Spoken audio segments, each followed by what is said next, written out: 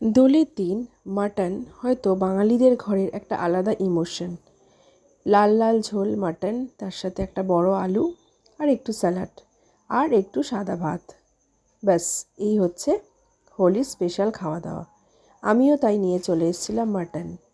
তার জন্য প্রথমে পেঁয়াজ কুচিয়ে আদা রসুনটা কুচিয়ে বেটে নিতে হবে। আর এদিকে একটা কুকারের মধ্যে কিছুটা জিরে তেজপাতা ফোড়ন দিয়ে তার মধ্যে পেঁয়াজগুলো হালকা হালকা ভেজে নিয়ে, একদম সহজ পদ্ধতিতে খুব কম সময় এটা হয়ে যায়।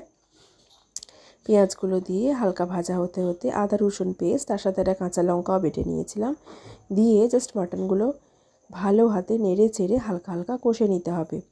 তারপরে আবারও একটু পেস্ট দিলেই আমার রেডি হয়ে যাবে মাটন কষা। তার মধ্যে জল অ্যাড করে দেবো, আলু অ্যাড করে দেবো, হয়ে যাবে পুরোপুরি লাল লাল মাটনের ঝোল। দুর্দান্ত হয় এই সিম্পল পদ্ধতিতে রান্নাটা, আপনারাও একবার মাস্ট ট্রাই করতে পারেন।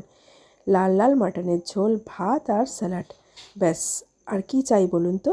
টাটা।